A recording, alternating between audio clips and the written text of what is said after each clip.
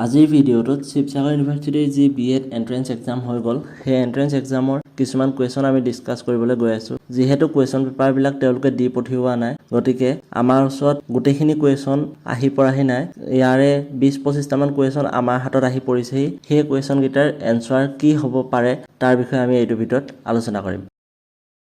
11টা বজাত যদি সূৰ্যটো ডিসএপিয়াৰ হয় তেতিয়াহলে আমি পৃথিৱীত সকলে কিমান সময়ত গম পাম ইয়াৰ এনসাৰটো হ'ব 11:08 কাৰণ সূৰ্যৰ পোহৰ আমাৰ পৃথিৱীত আহি পৰোতে 8 মিনিট 20 সেকেন্ড সময় লাগে গতিকে তাত যদি কিবা এটা ঘটনা ঘটে তেতিয়াহলে হেতু আমি 8 মিনিটৰ পাছতহে গম পাম তাৰ পাছৰ কোৱেশ্যনটো আহিছিলে how many national park in Assam অসমত কিমানখন নেশনাল পাৰ্ক আছে হেতু সকলোৱে হয়তো জানে 8খন কি আছে গোটেইখিনি মই তলত লিখি দিছো আপোনালোকে চাব পাৰে তাৰ পাছৰ প্ৰশ্নটো আহিছিলে এটা কাম যদি 8জন মানুহে 15 দিনত কৰে তেতিয়াহলে 12জন মানুহে হে একেটা কাম কিমান দিনত কৰিব পাৰিব তাৰ সঠিক যেটো উত্তৰ হ'ব হেতু 10 দিন হ'ব ইয়াৰ মই যেটো সলিউশন হয় হেতু লিখি দিছো ধৰিলা 12জন মানুহে কামটো x দিনত কৰে 8জন মানুহে যদি 15 দিনত কামটো কৰে 12জন মানুহে x দিনত কামটো কমপ্লিট কৰিব গতিকে দুইটা ইকুৱেল হ'ব 8 পূৰণ 15 ইকুৱেল টু 12 ইনটু x ইয়াৰ পৰা যদি x ৰ ভ্যালুটো আমি উলিয়াওগে তেতিয়াহলে x ৰ ভ্যালুটো 10 হ'ব গতিকে ইয়াৰ যেটো এনসাৰ হ'ব হেতু 10 হ'ব তাৰ পাছত কোৱেশ্যনটো আহিছিলে যে ইউনাইটেড নেশনৰ যেটো হেডকোৱাৰ্টাৰ হয় হেতু ক'ত আছে হেতু হ'ব নিউয়ৰ্ক আৰু ইয়াৰ অফিচিয়েল যেটো ওপেনিং হৈছিলে 1952 চন তাৰ পাছৰ এটা প্ৰশ্ন আহিছিলে ইন্ট্ৰিনসিক যদি ডাইভাৰ্সিটি হয় তেতিয়াহলে এক্সট্ৰিনসিকটো কি হ'ব পাৰে ইয়াত বহুকেইটা অপচন আছিলে ইকুৱেলিটিও এটা অপচন আছিলে নেকি তো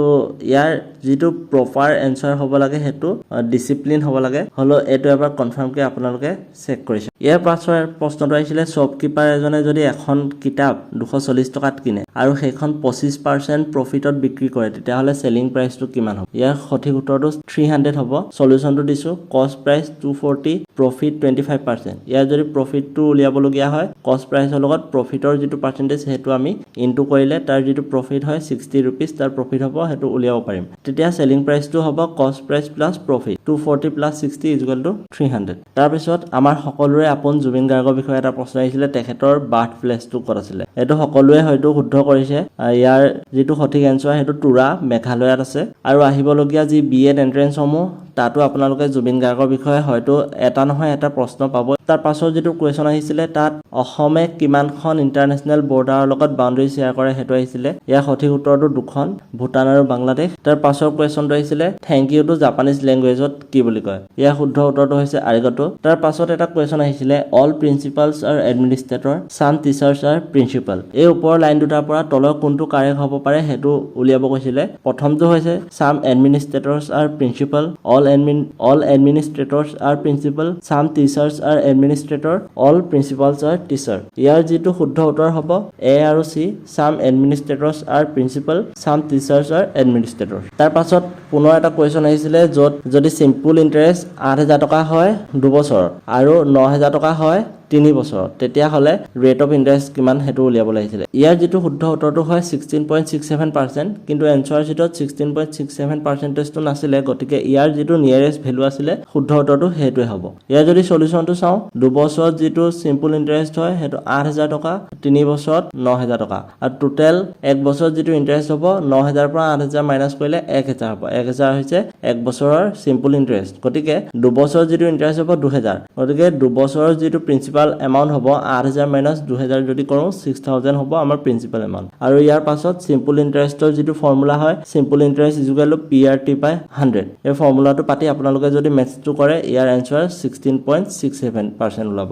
P হৈছে প্ৰিন্সিপাল amount R হৈছে ৰেট অফ ইন্টাৰেষ্ট যেটো আমাক উলিয়াব লাগে আৰু T হৈছে টাইম ইয়াৰ যেটো পাছৰ কোৱেশ্যন আহিছিলে হেতু আহোম কিংডমৰ ওপৰত আহিছিলে ইয়াত কোৱেশ্যনটো সুধিছিলে যে আহোমৰ শেষৰজন ৰজা পুৰন্দৰ সিংহই কিমান সময়লৈকে ৰাজত্ব কৰিছিল তেনে ধৰণে কিবা এটা সুধিছিলে ইয়াৰ যেটো উত্তৰ হ'ব 1838 চন ইয়াৰ পাছত NEP 2020 পৰা এটা কোৱেশ্যন সুধিছিলে যত 5+3+3+4 যেটো ষ্ট্ৰাকচাৰ হয় হেতুৱে কোনকিটা ষ্টেজ ডেসক্ৰাইব কৰে ইয়াৰ সঠিক উত্তৰটো হৈছে fundamental stage preparatory stage middle stage আৰু সেকেন্ডাৰী ষ্টেজ ইয়াৰ পাছৰ কোৱেশ্যনটো সুধিছিলে ৰাইট টু এডুকেশ্যন এক্টৰ মতে ফ্ৰী আৰু কম্পালসৰি এডুকেশ্যন কোন কেইটা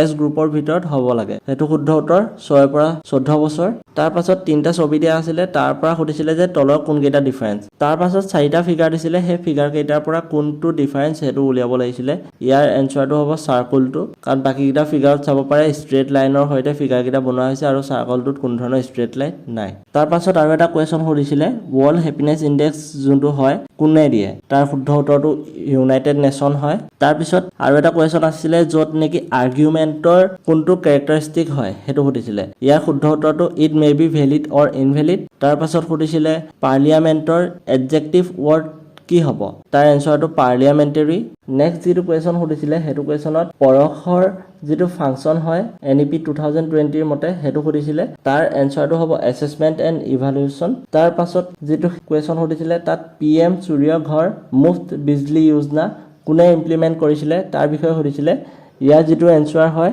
ministry of new and renewable energy গতিকে ইমানখিনি প্ৰশ্নৰ মূৰচত আহি পৰিছিলেহি কোৱেশ্চন আপোনালোকৰ যদি কিবা মনত আছে তেতিয়াহলে কমেন্ট বক্সত কমেন্ট কৰি জনাব মই তাৰ সঠিক উত্তৰটো আপোনালোকক কমেন্টতে দিবলৈ চেষ্টা কৰিম থ্যাংক ইউ